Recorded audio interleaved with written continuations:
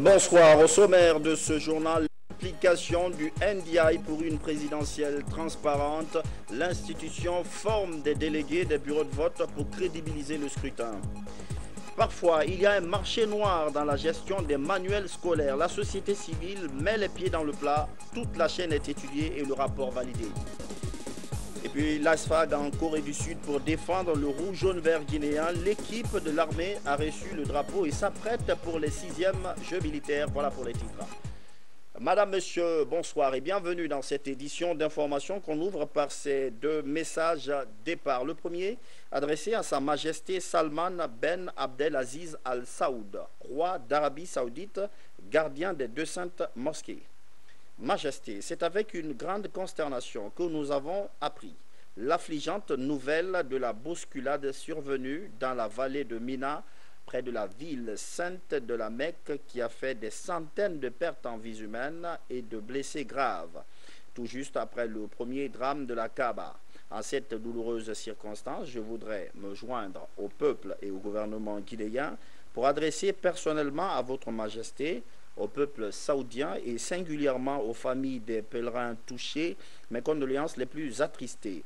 Nous prions Allah le Tout-Puissant et le Très Miséricordieux d'accueillir des disparus parmi ses élus et de nous épargner de ce genre de drame dans le futur. Veuillez agréer, Majesté, l'assurance de ma très haute considération. Professeur Alpha Condé, président de la République, chef de l'État. Ce second message départ du président Alpha Condé, adressé cette fois-ci à M. Iyad Amin, secrétaire général de l'Organisation de coopération islamique. Monsieur le secrétaire général, c'est avec une vive émotion que j'ai appris la triste nouvelle de la bousculade survenue dans la vallée de Mina ayant causé des centaines de morts et de blessés graves. À cette douloureuse occasion, je voudrais, au nom du peuple et du gouvernement guinéen, ainsi qu'à mon nom propre, vous adresser personnellement et à la Oumma islamique mes sincères condoléances. Qu'Allah le Tout-Puissant, le Clément et le Très Miséricordieux accueille l'âme des défunts dans son paradis éternel. Veuillez agréer, Monsieur le Secrétaire Général, l'expression de ma haute compassion. Professeur Alpha Condé, président de la République, chef de l'État. Et ces deux décrets, le premier portant création de l'unité de sécurisation de l'élection présidentielle. Le président de la République, vu la Constitution, décrète, article 1er, il est créé dans le cadre de l'élection présidentielle en Guinée une unité de sécurisation de l'élection présidentielle placée pour emploi sous la responsabilité de la Commission électorale nationale indépendante. Et j'en viens aux dispositions finales, notamment avec l'article 14 qui dit que le mandat de l'unité de sécurisation de l'élection présidentielle s'applique à toutes les étapes de l'élection.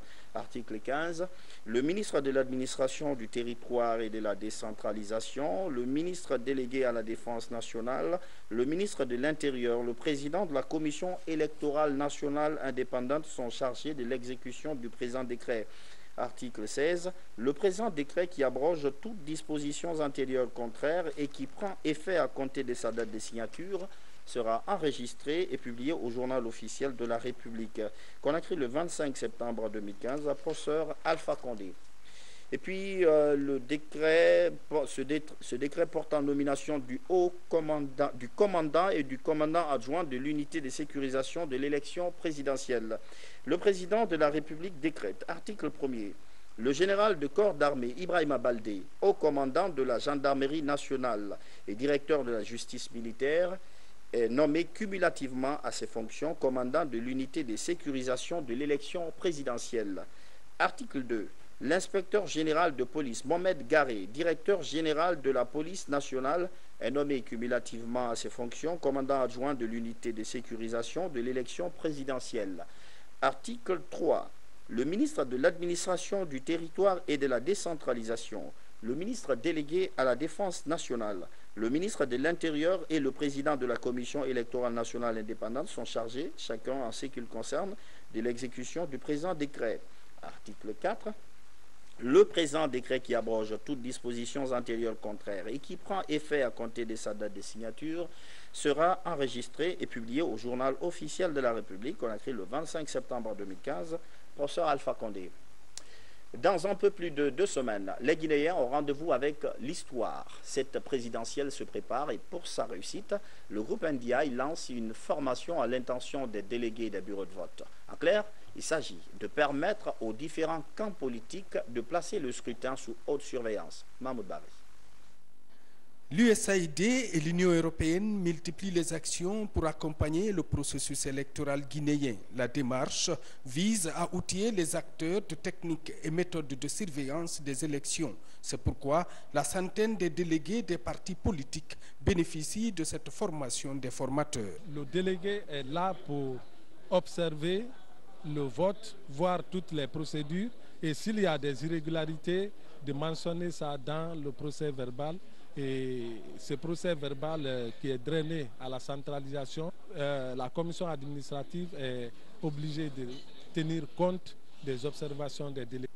L'objectif de la formation des formateurs des délégués des partis politiques en lice est d'organiser une élection libre, apaisée, inclusive et transparente.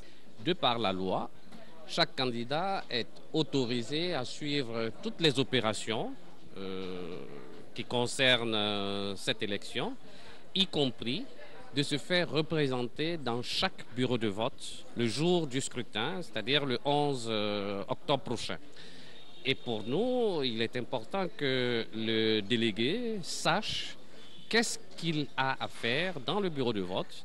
Il ne s'agit pas de faire de la figuration, donc venir s'asseoir et puis attendre la fin de la journée et rentrer chez lui. Non, il y a des choses précises sur lesquelles il doit porter son attention. Les délégués des partis politiques vont cerner le cadre légal des élections, la mission des délégués des partis, les principes des élections et le respect du code électoral. Un guide du délégué sera remis aux différents participants. L'Union européenne, pour l'organisation du processus, a engagé des moyens importants à hauteur de 14 millions d'euros avec 2 partenaires de mise en œuvre, le EQES, le Centre européen d'études électorales, qui fournit un certain nombre d'appuis là aussi aux institutions parties prenantes, aux médias et à la HAC pour le volet monitoring des médias dans le cadre de la campagne. Tout cela donc en coordination avec les différents partenaires impliqués. On a cité notamment USAID, d'autres partenaires sont impliqués. Ces partenaires sont déterminés à apporter les appuis financiers et techniques nécessaires pour une élection inclusive et apaisée. Un document final, enfin, il donne clairement la position de la Guinée dans la lutte contre le changement climatique. Conakry doit prendre part à la grande convention prévue à Paris. La finalisation de ce document avec des points précis est l'illustration que le ministère guinéen de l'Environnement ne va pas en spectateur à cette rencontre internationale. Marie-Angélique Langora. Pour marquer positivement le rendez-vous prochain de la COP21 sur le changement climatique à Paris, la Guinée se prépare. Au cours de cette réunion, le document élaboré a été mis en correction par les experts de l'environnement et l'Agence française de développement. Son contenu est axé sur les problèmes du changement climatique, leurs conséquences en Guinée. Le contenu est inoxydable, c'est-à-dire inattaquable. C'est que nous avons regroupé, consigné toutes les préoccupations de notre pays dans ce document. Voilà. Et c'est ce que les experts des différents départements sont venus pour enrichir encore, amender ce document. Des éléments qu'on a occultés, ils sont venus maintenant pour donner des informations précises pour qu'on puisse les intégrer. La ministre de l'Environnement doit conduire la délégation. Elle sera chargée d'exposer le dit document. Objectif, convaincre les partenaires en vue d'obtenir d'éventuels financements pour la mise en œuvre du projet en Guinée. La Guinée doit avoir un regard particulier des bailleurs de fonds pour que notre pays gagne assez de moyens ou plusieurs projets pour que la gestion des ressources hydriques, la gestion des forêts qui vont ensemble se fasse correctement. La Guinée dispose d'un environnement riche en ressources naturelles. Un des projets phares du département est de lutter pour que le pays se serve de ce potentiel à bon escient. La gestion des incendies et court-circuits, plusieurs techniciens guinéens se concertent. Comment protéger les bâtiments des dégâts de l'électricité? La question est au cœur d'une formation à Conakry. L'initiative vient d'un groupe qui évolue dans l'électronique. Rose et Sowinam Pocho. La mauvaise installation du courant électrique est source d'incendies sur plusieurs maisons de la capitale. Dans le souci de mettre fin à ces phénomènes, les responsables de la société électromatique Guinée entament une série de formations des professionnels en bâtiment électrique. Le but est de renforcer les connaissances de ceux-ci sur les normes de protection électrique et surtout sur l'utilisation du matériel électrique, le grain. Par rapport aux estimations de la population au niveau des incendies, que ça se passe au niveau des marchés, au niveau résidentiel ou au niveau même national par rapport aux sapeurs-pompiers, si vous allez les voir, ils vont vous dire que la majeure partie de ces incendies, ce seront d'origine électrique. Donc par rapport à cela, aujourd'hui, cette formation permettra au niveau de la Guinée, par rapport aux électriciens qui ont eu à partager cette formation, de rehausser le niveau et d'avoir aussi des niveaux d'information pour être au diapason des nouvelles technologies qui se passent au niveau de la protection électrique. Le grain est un nouvel matériel électrique de grande capacité. Elle garantit la sécurité des installations et met à l'abri du danger les populations en cas de court-circuit. Durant ces 6 jours de formation, les participants sont donc formés sur l'utilisation rationnelle du matériel. Cette formation s'est basée sur les installations qui ont été mal faites et qui puissent trouver normalement une solution. Parce que maintenant, beaucoup d'installations, on le fait mais sans se rendre compte du choix de nos équipements que nous faisons. Avec l'arrivée de Caleta, avec une tension normalisée, et ça permettra les équipements et les électriciens de faire des installations électriques du bâtiment dans les normes et acheter des équipements nécessaires et qui sont dans les normes aussi de qualité. Electromatic est l'un des importateurs officiels du matériel électrique en Guinée. Son objectif s'inscrit dans une logique de qualité, de sécurité du service auprès de ses clients. Le deuxième titre de l'actualité ce soir, éducation avec les préparatifs de la prochaine rentrée des classes. Un rapport d'études vient d'être validé. Il porte sur les manuels scolaires. Toute la chaîne est passée au crible, depuis la fourniture jusqu'à la distribution, en passant bien évidemment par l'exécution des contrats. Cadres de la société civile et acteurs du système éducatif comprennent la problématique et font des promesses. Makale Souma. Ils étaient là pour la validation de l'étude sur la fourniture, l'exécution de contrats et la distribution des manuels scolaires. Aujourd'hui, ces acteurs de l'éducation et de la société civile sont réunis pour la diffusion de la dite étude. Ce code a juste été déclaré.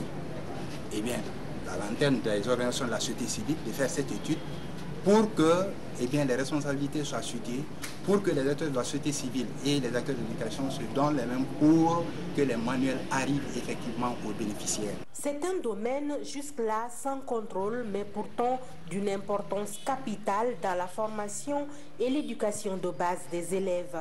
Un manque de contrôle et de vigilance qui favorise le ravitaillement des marchés parallèles au détriment des établissements scolaires. Ce travail a été édifiant pour moi. C'est un travail qui m'a interpellé en me disant que je négligeais une partie de ma responsabilité qui se trouvait être très importante, celle de la question des manuels scolaires. Un cadre de concertation est mis en place, une dynamique régionale d'échange entre les acteurs de la société civile et le système éducatif, afin qu'ils soient ensemble impliqués dans le processus de passation des marchés, la distribution, surtout pour permettre une lutte efficace contre la vente des manuels sur les marchés. L'an 66 de la Fondation de la République populaire de Chine, l'événement se prépare, il aura lieu le 1er octobre prochain, officiellement, même si en Guinée il a déjà été célébré par anticipation. Hier, une réception à l'ambassade de Chine à Conakry. Bernard Tanguino. Comme il est de tradition dans les ambassades chinoises à travers le monde, la date du 1er octobre est célébrée par anticipation. Cette année, elle marque le 66e anniversaire de la Fondation de la République populaire de Chine. À Conakry, la fête nationale de l'Empire du Milieu est célébrée à travers un banquet offert par l'ambassade de Chine.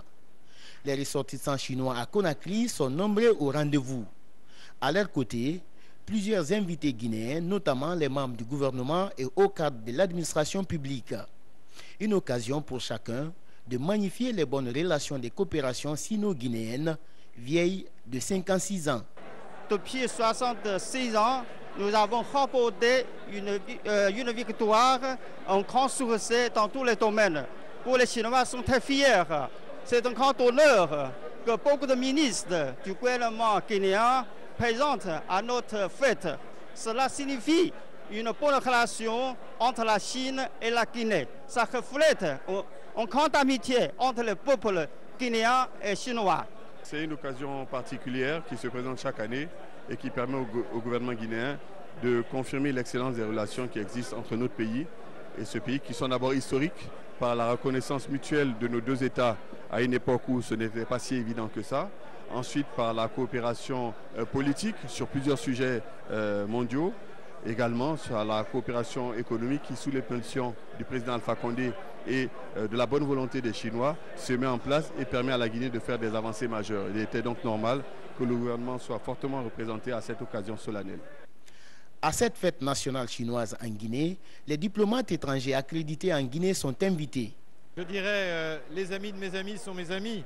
C'est-à-dire qu'il y a aussi une amitié forte franco-chinoise qui ne cesse de se développer depuis de nombreuses années et qui en ce moment est en train de prendre un tour et une dynamique vraiment forte, surtout le concept de développement de partenariats en pays tiers. En tout cas, c'est un souhait que nous partageons, l'ambassadeur de Chine ici et moi-même, pouvoir examiner quels sont les secteurs, on va pouvoir développer ensemble des partenariats avec la Guinée. La Chine est un grand pays ami de l'Afrique. Ici en Guinée, on a suivi les réalisations que la Chine a entreprises ici, mais chez moi au Sénégal aussi, la Chine a œuvré pour le développement du Sénégal dans le domaine des infrastructures et dans beaucoup d'autres domaines. La proclamation de la République populaire de Chine le 1er octobre 1949 par Mao Zedong a insufflé un nouvel élan de développement au pays le plus peuplé du monde, devenu aujourd'hui la deuxième économie mondiale. Célébrée en pompe chaque année dans le pays, la date du 1er octobre ouvre une semaine de vacances à la communauté chinoise à travers le monde. Bonnes vacances donc aux Chinois qui sont ici actuellement en Guinée. Santé. L'actualité, c'est cette rencontre sur la gestion des structures communautaires de la région de Kindia. La société civile demande de la transparence et souhaite de la part de l'État beaucoup plus d'engagement. L'objectif est de tenir le pari d'une meilleure santé pour tous. Mohamed Lamine Camara.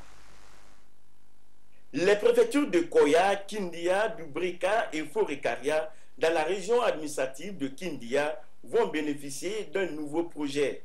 Il s'intitule « L'appui à l'amélioration de la gouvernance des ressources allouées au secteur de la santé ». L'idée est de l'UDEC, l'Union pour le développement communautaire, en partenariat avec OSIWA. La démarche vise à amener désormais les collectivités bénéficiaires à s'impliquer dans la gestion des structures sanitaires relevant de leur juridiction pour une transparence. Nous devons pouvoir améliorer la capacité de nos sociétés civiles, nous membres de sociétés civiles, pour enfin arriver à faire un contrôle citoyen qui permettrait à l'État, en même temps aux communautés, de connaître les droits et devoirs et donc un système de redevabilité entre ces entités. Cette plateforme d'échange permettra aux représentants des communautés d'appréhender davantage les acquis et faiblesses pour résoudre les problèmes sanitaires des populations à la base. Les citoyens seront informés et sensibilisés sur la vie de leur centre de santé. Ce nouveau programme s'étendra sur une durée de 18 mois d'exécution, ce qui permettra désormais aux acteurs concernés de prendre à bras le corps le bien-être communautaire à travers une approche participative. La consolidation de la paix en Guinée au cœur d'une prière collective. Hier, à la grande mosquée Faisal, à l'occasion du jour de Arafat, les religieux ont fait des prières pour la paix sociale et l'unité nationale. Événement présidé par le Premier ministre. Compte rendu, Nabi Zakaria Mangoura. C'est dans une ferveur religieuse que le Premier ministre, chef du gouvernement, s'est rendu à la grande mosquée Faisal de Conakry. Mohamed Saïd Fofana était venu assister à la lecture du Saint-Coran et les bénédictions dites pour rapprocher notre pays à Allah le Tout-Puissant, tout en implorant sa grâce pour l'éradication de la maladie à virus Ebola en Guinée. L'initiative est du secrétariat général des affaires religieuses. La montée de Arafat, pour celui qui n'est pas sur le territoire de Arafat, doit gêner. C'est dans cette mesure que nous avons demandé tous les musulmans de la Guinée, les imams des 12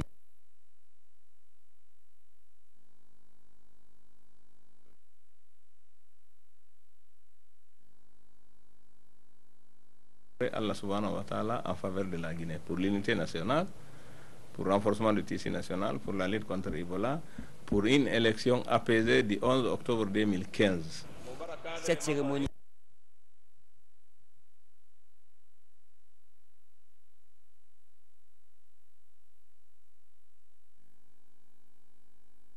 au profit de cette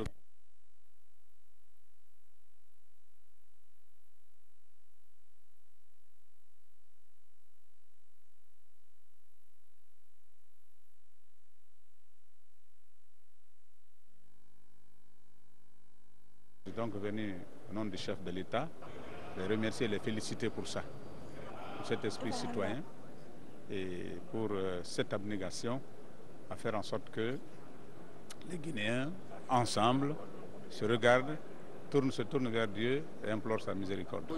Après la grande mosquée Faisal de Conakry, le secrétaire